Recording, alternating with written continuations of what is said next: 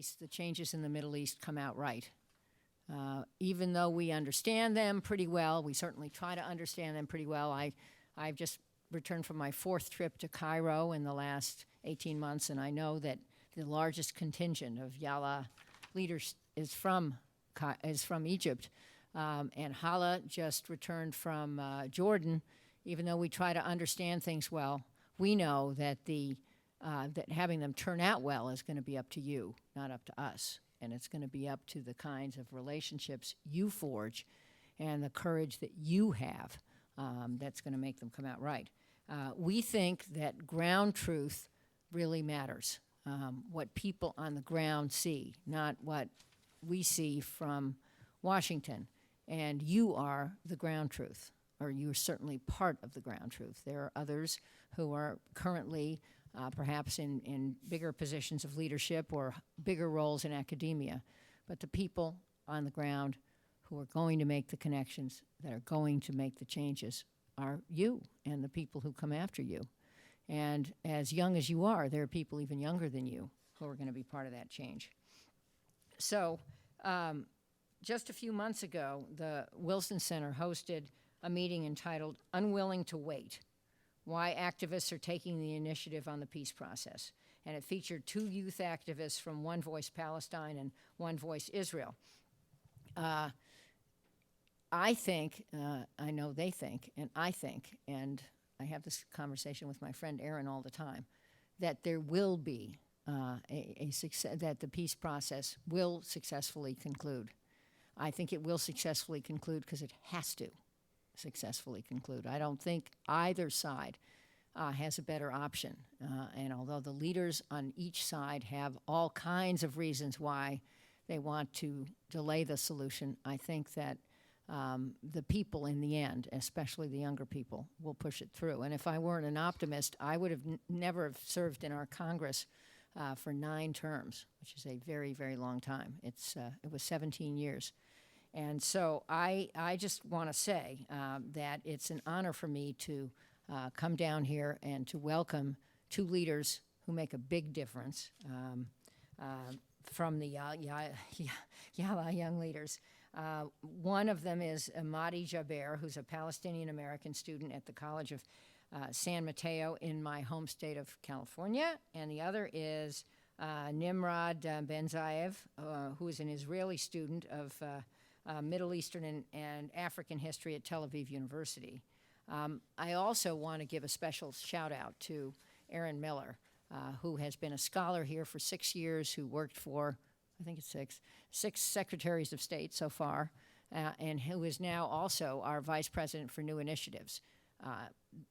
A new initiative to put on Aaron's plate is making the peace process successful, Aaron. And you're just the young guy who can pull it off.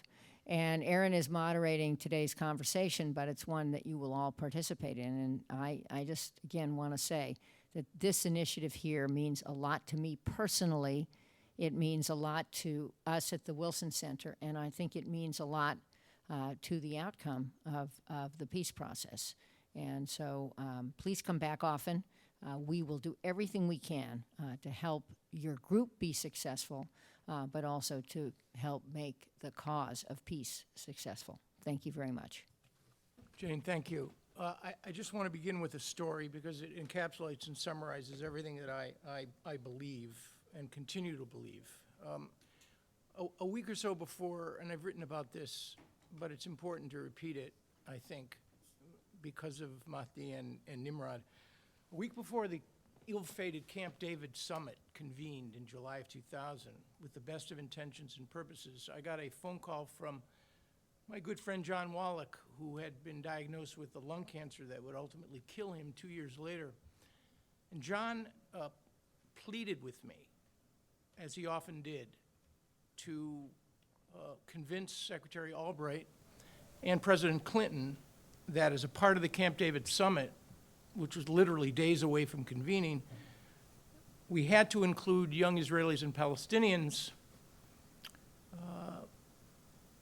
in order to present to the leaders, to try to persuade them what the stakes were. It wasn't about politics, it wasn't about narrow political future, careers, it was about the future. And I listened very patiently to John. John was relentless and exhaustible and a dreamer and a visionary. He created an organization, Seeds of Peace, which I ran for 3 years, which is about saving the world one person at a time, which is not the ideal way to do it, but in the absence of governments being willing to do it, it's a noble and ennobling cause. I listened very patiently to John, knowing that I would never convey his request to either the Secretary of State or the President. And it's something that I regret to this day, because in the end, we say we do, but we really don't take a younger generation as seriously as we must. We say we do, we really do. We invest in education and in the future, but I wonder if we really do. It's our time. We occupy a narrow niche as adults, and we have persuaded ourselves that it is our time and only our time. It's a wrong-headed conclusion.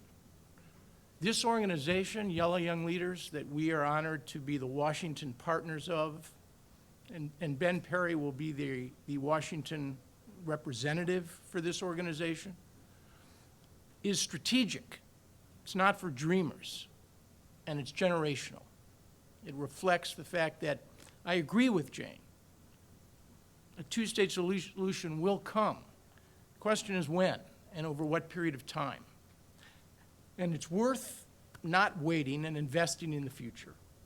And it's important to me, and it remains important to me. So I'm really thrilled and honored that both of you, I'm honored to be sitting in the middle of, between the two of you, which I did for many years. I don't do that anymore, but I still believe in this. So, Mahdi, let's begin with you. All right. Hello, everyone. Thank you for having us, and thank you to the Woodrow Center for having us especially. As everyone said, I'm Mahdi Jabir. I'm Palestinian American. I would first off like to just start off by saying, everyone asks, what is YaLa? Well, YaLa Young Leaders is it was started by the Paris Center for Peace in YaLa, Palestine. Is a Facebook movement that was for dialogue and well, initially was for dialogue online and just to have Arabs and Israelis, specifically Palestinians, Israelis, talking to each other, getting to know each other. But as many of you know, everyone who has Facebook, there's hundreds and hundreds of pages like this. But what stood out to me for me being here was I one day was on Facebook and I happened just to bump onto this page, and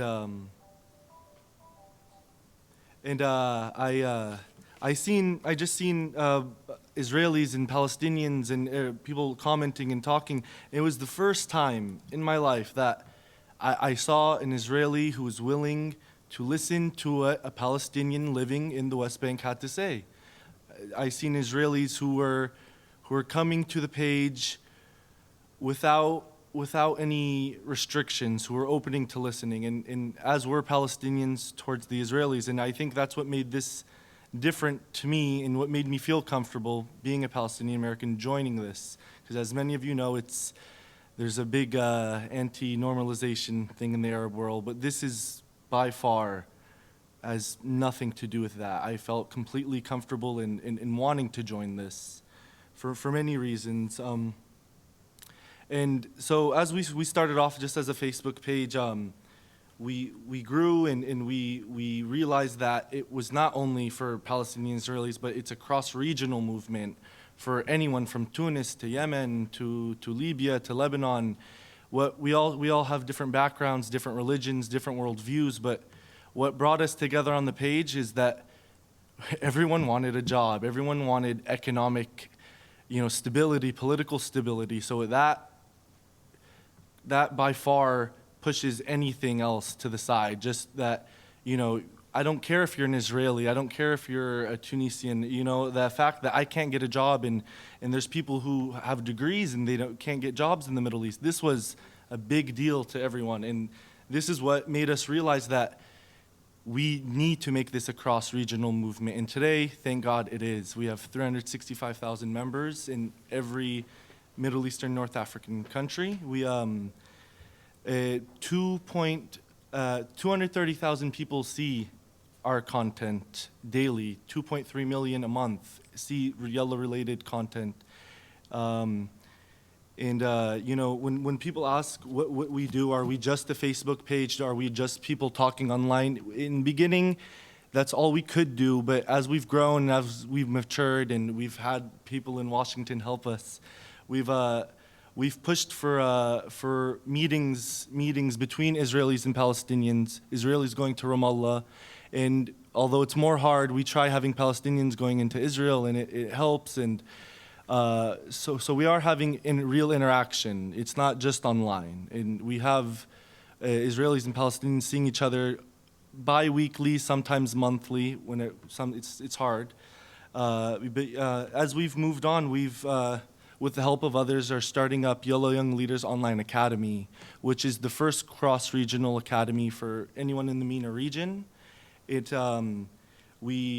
we were going, we asked surveys for people on our online. What do you think would benefit you in your country? What's most dire to you that you need? And we set up a survey, and surprisingly, most people that replied and did the survey, they want jobs in economic reform, business and technology, jobs for the future. They're really eager young people just wishing to have a good job, a good life, and we received a lot of positive feedback. And today, thank God, the online academy is up and running. We've had our first year as a test year, but it's doing good. We have, correct me if I'm wrong, 100, I think 30 Palestinians, 30 Israelis. That depends on which program. I'll get to the There's a couple programs, but we have the online academy. What makes it special is because I know there's a lot of Coursera and stuff like that, but what makes this special is that Israelis and Palestinians have to talk to each other during these online courses. And everyone that's involved, you have to talk and you have to communicate, and that's what makes this a little different, and that's what makes it more humanistic, is just knowing that you guys are both working towards the same thing, and if you're an Israeli or a Palestinian, it doesn't matter, you're working to get a certificate. So in that sense, it's very special and it's very different. I would also just like to add that, a lot of people ask me, it's easy for you because you live in America, you're an American Palestinian. And that's very much true, but we have our members in the West Bank, surprisingly, are very much optimistic and very, very into YaLa. And it's not just something that they like on Facebook. It's something that they're eager to see. And we've had, with the help of the State Department, thankfully, we've had our, and what is the initiative, the MLC initiative that was held in the Middle East, and we've had Israelis and Palestinians and Jordanians all attend. And what the benefit of that was, we've seen that towards the end, no one cared what the other person was. It was just the fact that we're all coming here for a sake of pushing our region towards a more positive and more stable region. And when it comes down to it, surprisingly, this doesn't get said a lot, but most Middle Easterners rather just have, the stability and the reassurance that they can have, and they're well smart enough and more than capable of having these things, But we just have political, chaos, as you could say, and it doesn't, The one thing I really just want to let you guys, make sure you understand is that there are so many, as was stated, 100,000 Egyptians on our page, which I'm really proud of after the revolution. Before the revolution, if that hadn't happened, I don't think we would have had even a couple thousand. But now that people are feeling free and people are feeling, they're not scared to join something that does have an Israeli connection.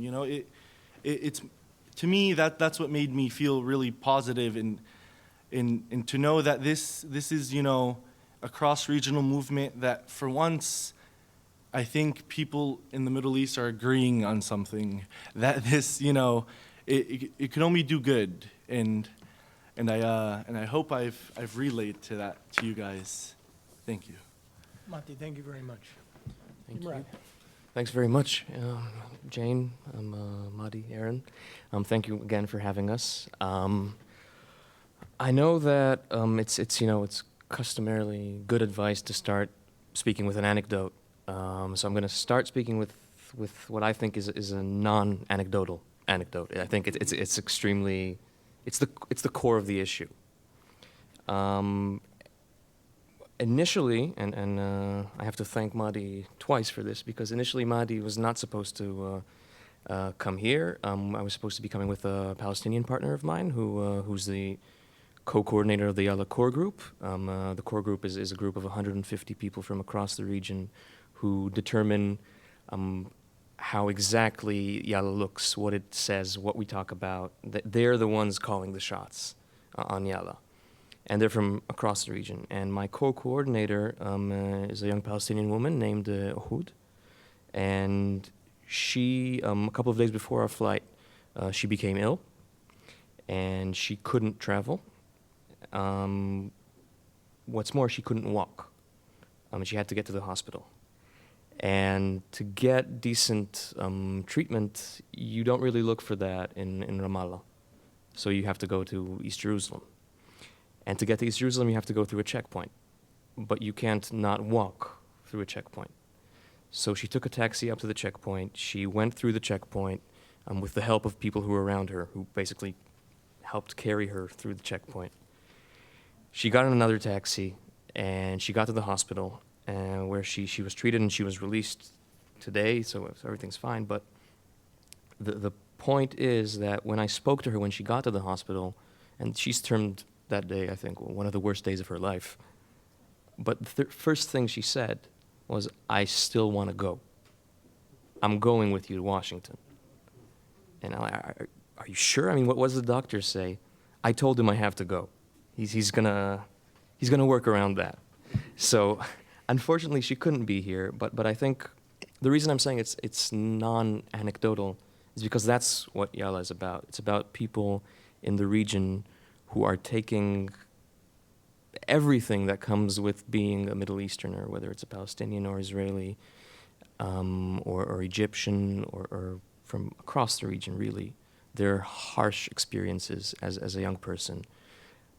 It's taking those and trying to make the best out of all of them, trying to really get the most positive spin on things that you can.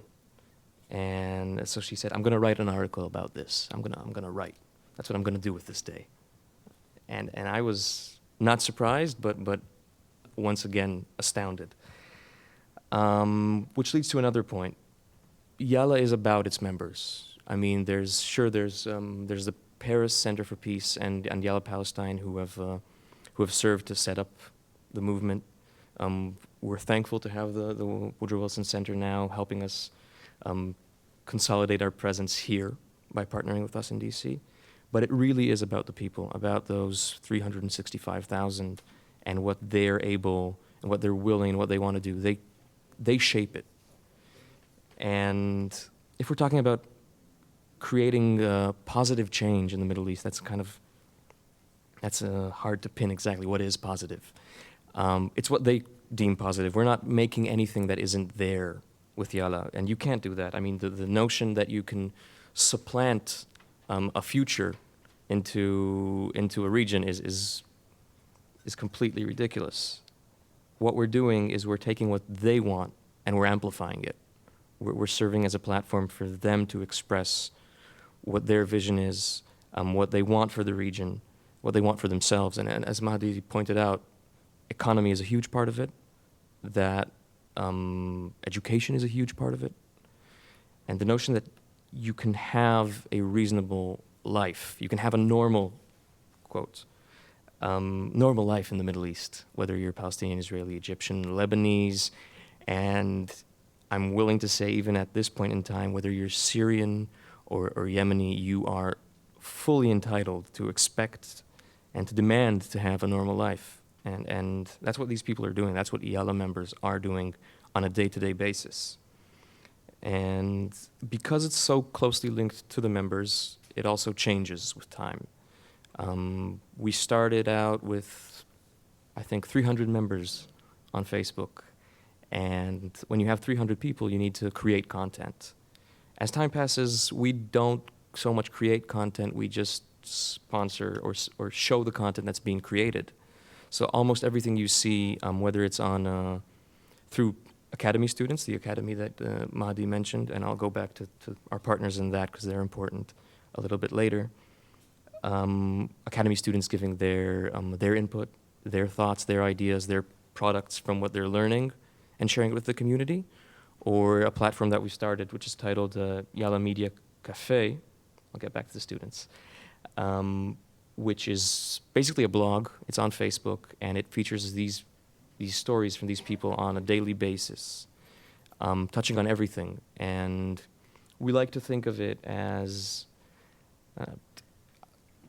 sort of adding a human aspect to coverage of the Middle East, so to speak. So you're covering people's lives. You're not just covering political changes, shifts. You're covering how people actually experience them, and that's different. And there are variations between the people which are huge. Even if they're at the same time in Tahrir Square, they all experience it differently. We're trying to get those small personal experiences out there through this. And since it's all the people, it's going to be a lot of faces here. These are 3 of our students. I won't read the quotes because you can read them behind me. But these are just examples of 3 of the students that we have in the academy who found YaLa. We didn't find them. We have no way of finding them. These people stumbled upon YaLa. And each one of them is astounding. There's a famous Nasserist kind of phrase, from the ocean to the Gulf. So YaLa's reenacting that just a little differently. From the ocean to the Gulf. Each one of them is amazing. And they're bringing with them, whether it's presidents of NGOs or PhD students or high school students, they're astounding people. And we're very lucky to have them with us. Which brings me to another thing. What are we doing for these people? What are we doing with these people? What are they doing? So they're studying together, which, as Mahdi pointed out, is extremely important and extremely unique. But they're also advocating. We have education on one hand and advocacy on the other. Obviously, in Washington, you should speak about advocacy. We created a peace initiative in August 2012. We met 16 members who were present and 2 members who couldn't come because they couldn't get a visa, a Sudanese member and a Kuwaiti member, but who were involved in the discussions online. And we formulated what I think still is the only peace initiative entirely created by young people from the region. And it touches upon everything. And we sent it out to practically every major player, and actually not everyone was courteous enough to respond, but there were responses. So we're touching upon every issue, whether it's the Palestinian-Israeli conflict, the 2-state solution as a priority, or whether it's different issues which are at the core of it. If it's ethnic and sectarian and national violence, we had an Iraqi member present who thought that was extremely important, emphasizing because of Iraq's nature. Equality and human rights, I think, goes without saying at this point. Gender equality, and again, this is sort of this might give the wrong impression.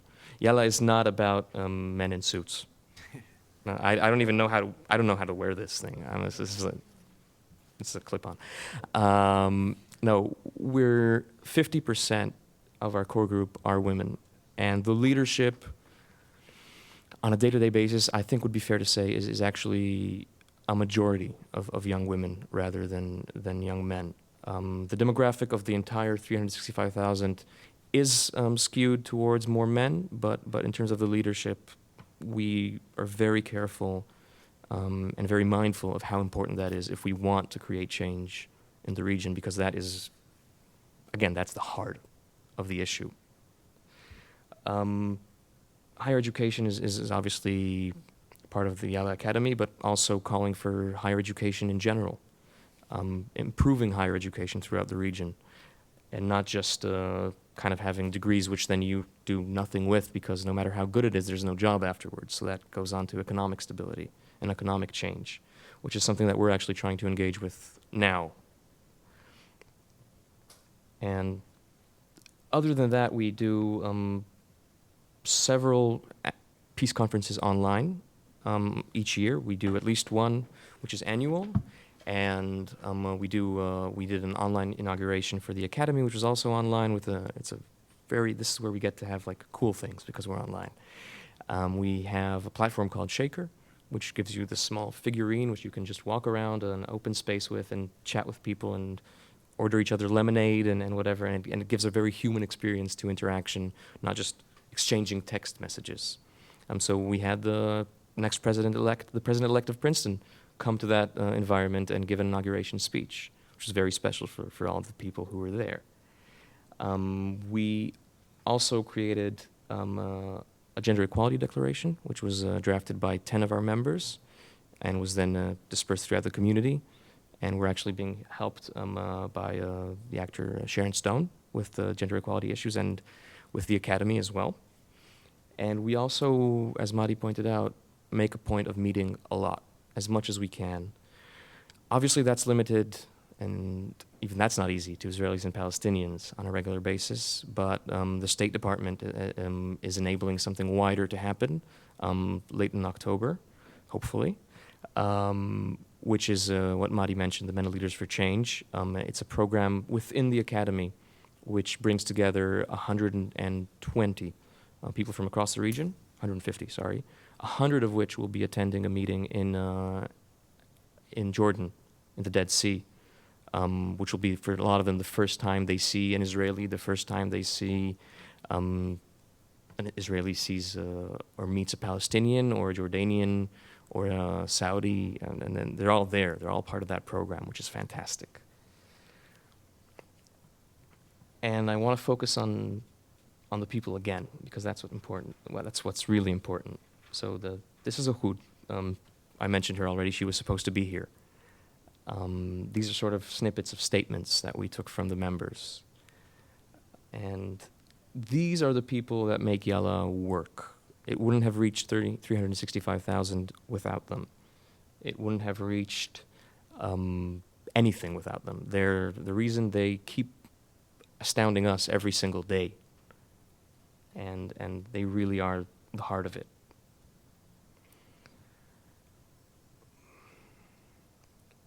I think that, before I conclude, I think that it's really important to understand that when we started out, we had the Paris Center for Peace, which I am an employee of, and we had no ability to employ Palestinians because the YaLa Palestine, the NGO, was a one-man operation with no budget. And through the help of the State Department and the project that they funded, we are able now to have a team of 4 working on the ground in the West Bank. That is immensely important. That changed things a great deal. It gives you the ability to interact not just with people who we're identified with, but they're working there. They're part of it.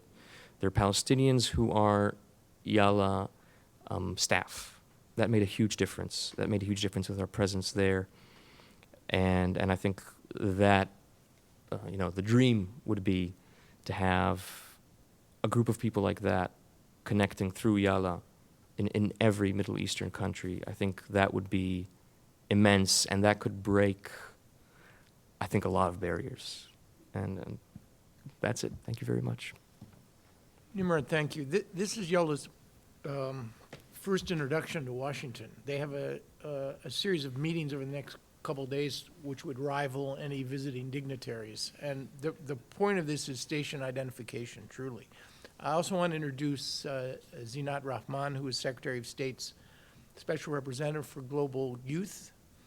And she's a very important piece of this whole equation.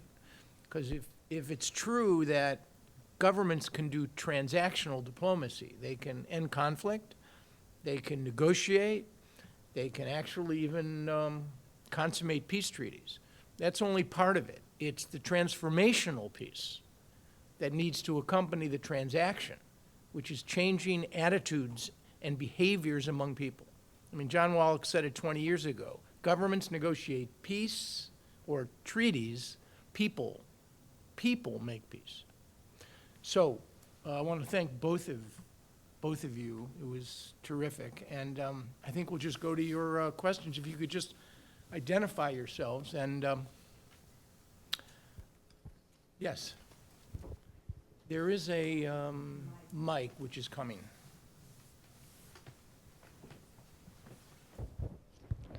Assalamu alaikum. My name is Saba Ahmed, and I do lobbying work at Capitol Hill for various issues. First of all, I really wanted to thank you for doing this, and it was so interesting strategically. You both have historical names, Mahdi and Nimrud. It just struck me the first time I saw it, Mahdi versus Nimrud. I hope that peace will continue, and you are the future. I would encourage you guys to get more involved with like lobbying work, especially because I think the voice of youth is missing in that aspect, and that's where we really need to change the conversation.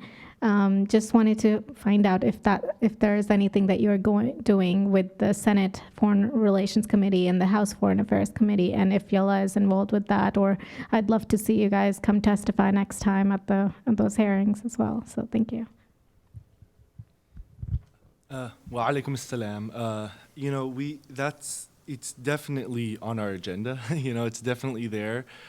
We also, we're looking deeply to stay in Washington if and when it's YaLa USA will have an office here, hopefully, inshallah, and that will help us greatly with being connected to Congress, and hopefully this is very in the future, but just to say it, friends of YaLa in Congress, that's the hope, and to have that, to be there, but to have that, we'll have to have YaLa USA, which is coming. So it's in the process. But if you want to elaborate on that, We're actually our first introduction to the Hill will be later today. We're meeting with Representative Ellison and with Representative Waxman later today. So that's kind of our first foray into that. But you're obviously absolutely right. That's extremely important, and we're also happy to hear any suggestions, ideas on how that can be best done. Thank you. Yes. Thank you very much both for sharing a little bit about YaLa. My name is Sarah Sladen, and I'm with Interaction, where I direct the Alliance for International Youth Development. And I first heard, Aaron, you speak about transformational and transactional diplomacy and peace at Seeds of Peace in 2003 and 2004 when I was working as a counselor. And that was really before the emergence of many of these social media platforms. I think they were just coming up, but they hadn't really been utilized as much for this kind of grassroots organization. I was curious to hear your thoughts about what's changed in terms of translating these online conversations and engagement into on-the-ground actualization and face-to-face meetings, because I know Seeds of Peace over the years, as the context on the ground has shifted, has encountered many of the same challenges in terms of bringing Israelis and Palestinians together. And so the online platforms have emerged as a very exciting and interesting space for those young people, and similarly for yours as well. So I'd be interested to hear your thoughts about that and maybe what's changed for you over the past few years, Aaron, as well. Thanks. I mean, obviously, the situation has deteriorated and has made practical engagement much harder. Seeds has gone into unilateral as opposed to bilateral programming, in which they work within Israeli communities and within Palestinian communities and to kind of self-actualize. And a lot of this really is about identity. It's about expanding identity within Israelis and Palestinians. I just think that the practical problems have made even more urgent the success of creating safe, neutral, virtual space. And it's not ideal. It may be ideal because it can reach thousands, but what you lose in the thousands, you gain in the intimate interactions between individuals. I mean, one additional point. I have been off, Siege is an extraordinary organization, and it continues to prosper. And I have to say that the notion that you can bring Israelis and Palestinians from a conflict region, put them together in a experience in safe, neutral space for a period of 3 weeks. The first night, you talk to them in the morning, and you ask them, Israelis and Palestinians, young men and women, how did you sleep? And some of them say, not well. And then you pursue and ask them why. Are you homesick? Are you ill? No. Well, then why didn't you sleep? We didn't sleep because we were afraid. Well, what were you afraid of? That harm would come to us in the middle of the night. Think about it.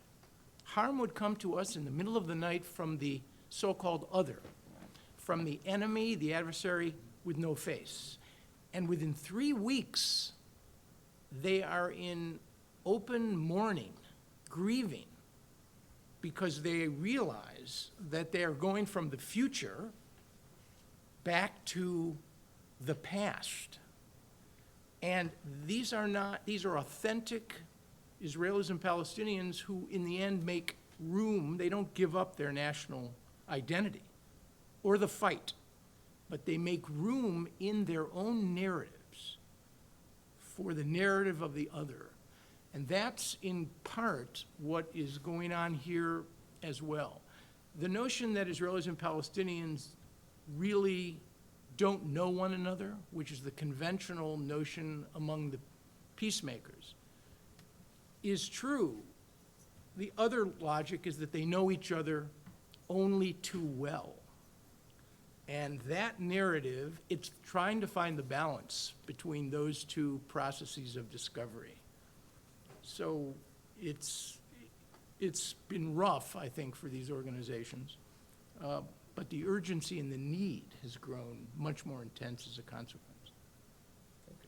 If I agree. If I could just one small comment to add to that, I'd say a big difference with having social media as opposed to just a couple years back is the humanization effect taking place online. The fact that you see an Israeli talking about FIFA or Barcelona, like, hey, I like that team too. It's small things that otherwise a Palestinian would never know about an Israeli. For the longest time, even I, who've grown up in America, when I thought Israeli, I think of a guy wearing an IDF uniform, banging on my door, trying, with asking for a permit. And, these are things that are lodged into your head as a national narrative when you grow up. And then to see, these just chip that away piece by piece and to see that, really the fact that Israelis and Palestinian, especially the kids, have so much in common, growing up. And hopefully, fear and ostracization won't be part of that soon. But I think for the greatest thing, the thing I love about it, and I'll probably never get sick of it, is when I see online, like an Arab and a Jew, when they finally get on there and they finally, because, we do have people coming, and as we call them in the, internet world, we call them trolls. But, we do have people, obviously not everyone's for it. There are people who come with a negative intention, but what keeps me going is when I see someone in Beit Lahem or Nablus, really trying to get to know an Israeli in Tel Aviv, and once they make that connection, and once you don't think of it as a Palestinian just wearing a keffiyeh, and you don't think of an Israeli just wearing his army suit, it really takes an effect on you, and I think that's a big thing that I loved about it, and that's only because of the internet we have that. Just one more point regarding the face-to-face. As Aaron pointed out, that is difficult logistically, but we still make a point of doing it, and we do it as often as we can. Whether it's visiting, and it's interesting because there is a sense there is somewhat of a symmetry in that, because you need permits to go anywhere. Whether you're an Israeli going into Ramallah or a Palestinian going into Israel, you need a permit. You need to ask someone to let you in or let you out. But we do that. We do that as often as we can.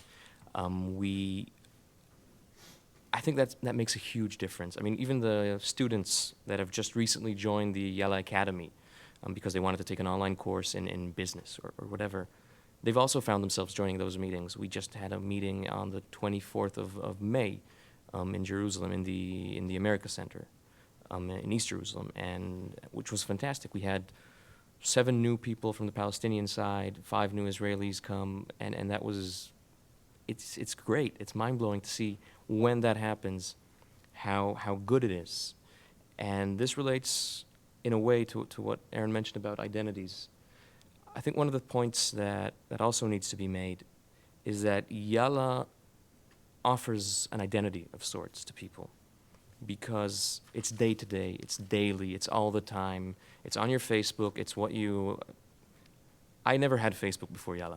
I don't necessarily love the platform in terms of having, my social interactions there.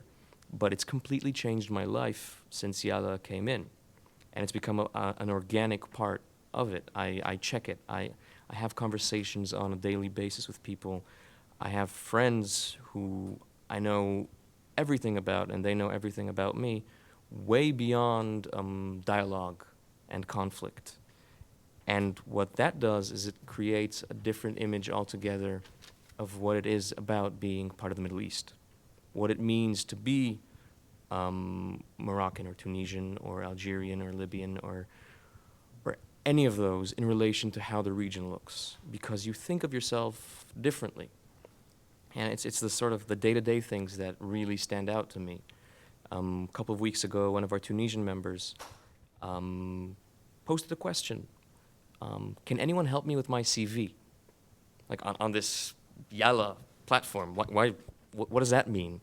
But that's exactly it. That is the normality, the normal sense of having connections across borders, which you can ask to help with your CV, or you can ask for advice on something that's completely not related because you feel comfortable with them, because you know they are no longer just the other.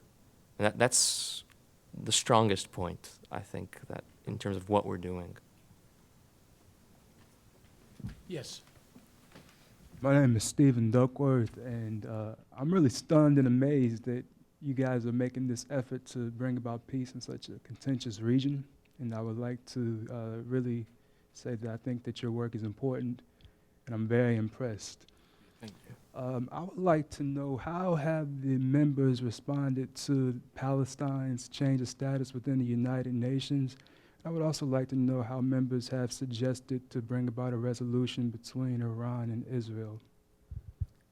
Well, I'll talk about the UN bid.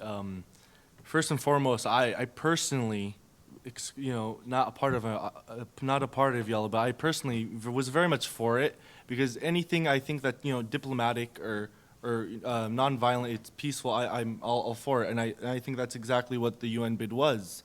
But also, that's neither here nor there. That everyone has an opinion on it. But when that was coming up to it, me and Nimrod were actually together. We were in Washington, and we were posting a lot. And YaLa was asking, the Palestinian members, what do you think about it? What do you think it'll actually do on the ground, though?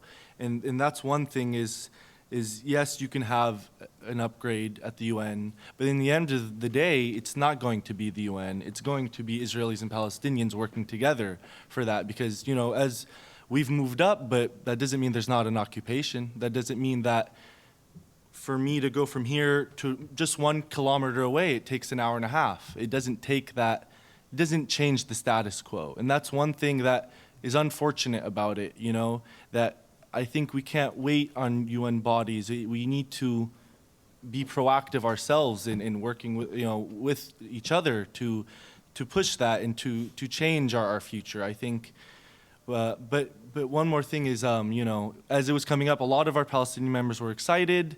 A lot, it's in the same period of time, we had a lot of people coming in saying, "Oh, look at you! You guys are working with Israelis.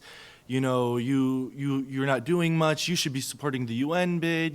There's opinions all over the place, but for the most part, it was a positive thing. But I'll just say that I think not to show off, but I think what we're doing actually, makes a difference, because the UN bid, you ask anyone in Palestine, it has not changed one single thing for their lives. It hasn't. That's the sad part.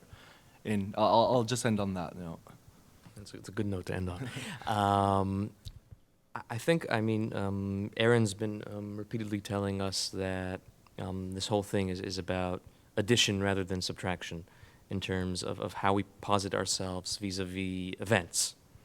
So we need to be very careful how we treat everything. So we need to treat things even-handedly to an extent. So the UN bid, although many of us personally sympathized with it and thought that it was a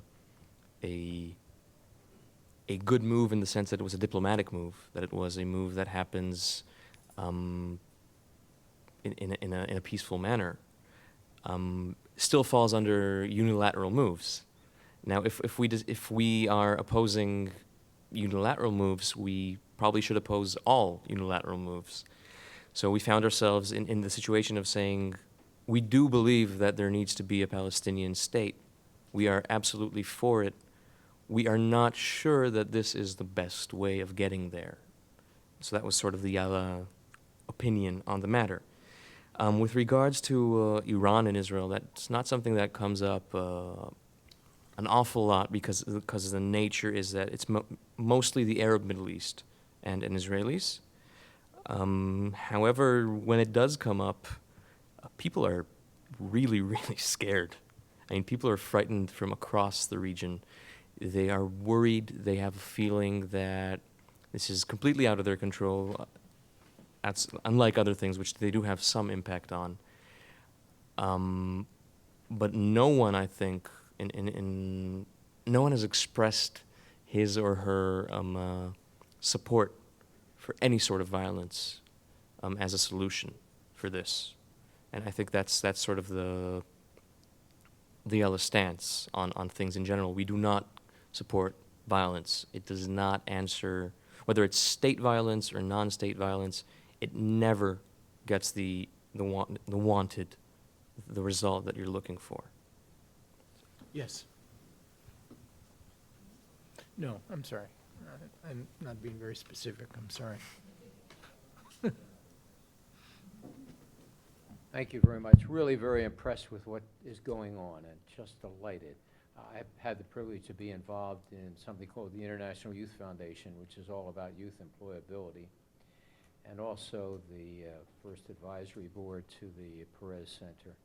But the bottom line is, as Mahdi made his presentation, it was about the common desire on the part of everyone in YaLa and all they represent for jobs. And I guess I would just encourage you, when you think about jobs, there are only three places the jobs can be found: government jobs, micro-enterprise, and the private sector. And I think you have done the kind of work that will appeal to some private sector young leadership. And I just would encourage you through the core group or the academy to reach out to something like the International Young Presidents Organization with your story, just to demonstrate that people can work together. And the fact is that there are many places now, in Africa, for example, that there is a need for young workers working together, the ability to work together, not to be concerned that there will be conflicts. And I just think you got a great story, and I think you ought to reach out to the private sector as well and tell them some of that story. Thank you. Thank you for that. Thank you very much. It's an amazing idea. Yeah, my name is Francesca Barogno. I'm an Italian journalist based here in DC. And, well, of course, I'm also very impressed by your project. And I wonder if there is a special place for women in this project. I mean, do they play a special role in this moment? Because I think Do you want to? You said a special role in YaLa in general? yeah, in YaLa. I mean, if there is a special attention and if there is a special role in YaLa, yes. Yes, well, as many of you know, the status of women in the Middle East needs to change, and that's something that's on YaLa's agenda all the time. The status of women from Palestine to Tunisia, all across the board. And as we stated, we're very proud that we do have most of our core group are women that are advocating. And I just want to tell a little story that it stayed with me for a long time. Was we had a young Saudi woman who was part of YaLa, only strictly online. She wouldn't do video. She wouldn't even show her real picture or name, because for her it was a problem. And she would message and ask, what's the status of women outside of Saudi Arabia? What's the status of women in countries next to me? The fact that she was interested in realizing that this is not normal, my situation, the status of women in not just her country, but our region as a whole. And the fact that she's reaching out and wanting to just see that there can be a change. And, but the only thing was that it was for her at the moment, it was too dangerous and for her to be involved with us. But so she did subside. But what stayed with us is that she was looking for a change. She was looking for something different. And, I think a lot of the women in YaLa, Israeli or Palestinian or not, that they're looking for not just, to fight, the extreme religious, but to have women be in governmental positions and to be in high stake jobs. And it's coming. It's in the process. But there's not to say that we don't have a lot of work to do when it comes to women. We're always open to it, and we realize that we do need that. But it's hard kind of to give you a concrete answer on that one. I think I'll disagree with you on that, because I think to the question, what is the place of women in the movement? Is there a special role? The answer is absolutely yes.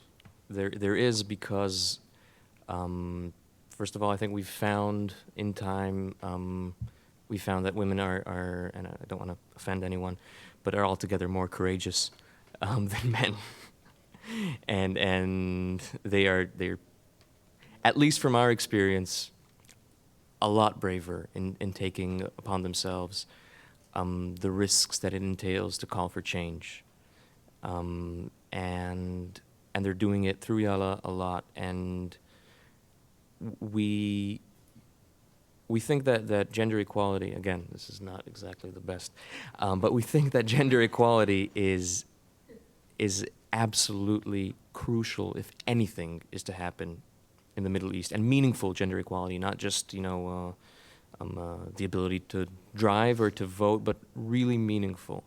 And we try to have that impact everything we do, literally everything. So there's a gendered perspective on everything we go through. So yes, absolutely. Yeah, I think we have time for a question or two more. Do you not? Thanks, Aaron. Welcome to DC, Nimrod Ahmadi, and I will say you should show off the whole time you're here, because that's part of why you're here. And voices like yours don't get heard as often as they should. In the office that I run at the State Department, I think we're focused across the board to empower young change agents throughout society, economically, politically, civically. And so you're a great example, obviously for us, of how we play a supporting role to you having the starring role. I think a lot of times millennials are given the reputation of being slacktivists or apathy, having apathy, really looking at the great global challenges.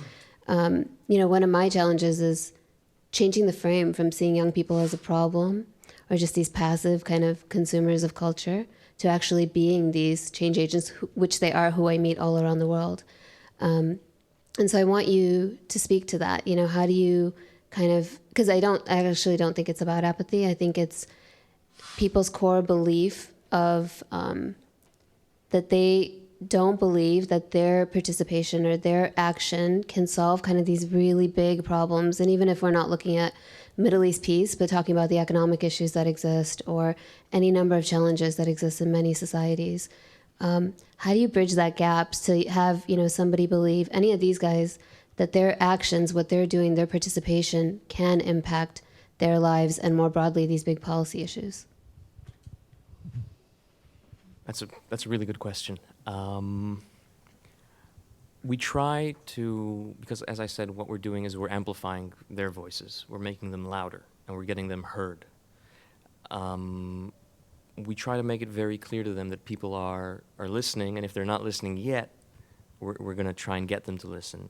So one thing that motivates is knowing that you're working on something, you're working on an idea or a gender equality declaration, and knowing that that's going to be sent out and read and received by everyone who matters, everyone who who really calls the shots, so to speak, in the big world, whether it's regional leadership or international leadership.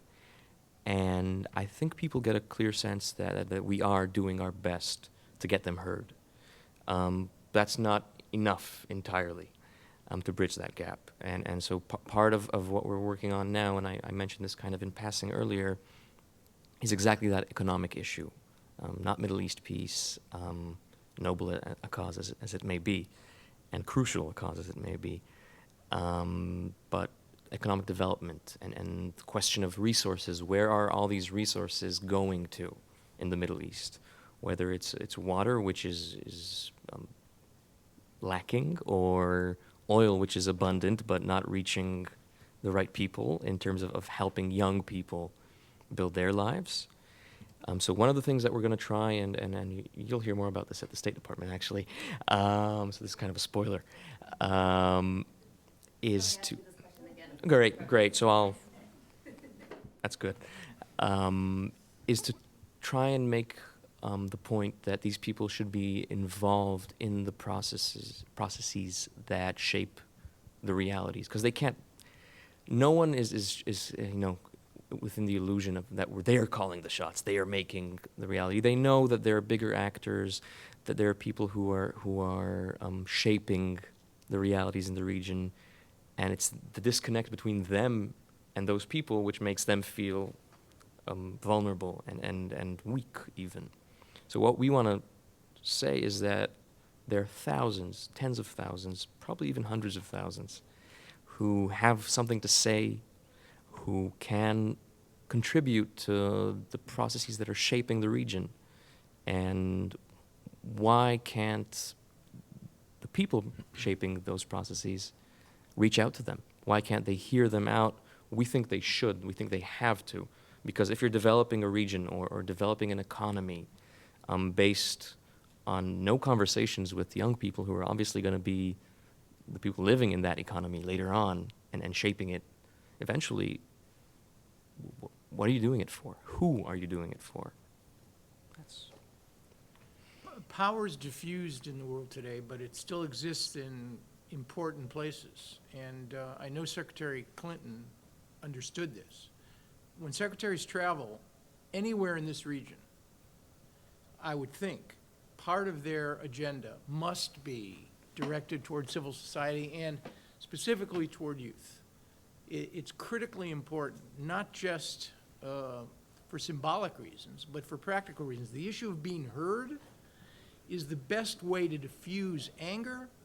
It won't address grievance, but it will at least begin to start the kind of conversation that could address unfulfilled and unrequited requirements. That's really, really important. I know that Secretary Kerry understands this, and I think it's a critical thing to plan in the next couple of years.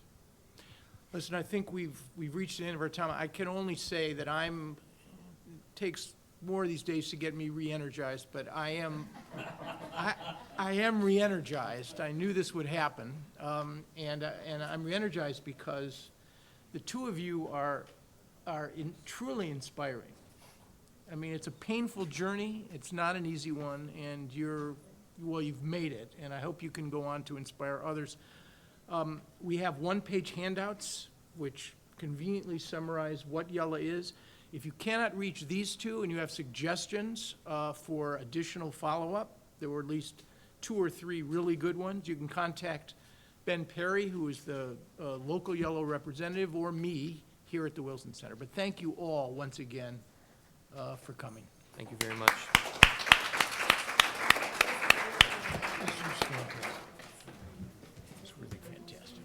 Great.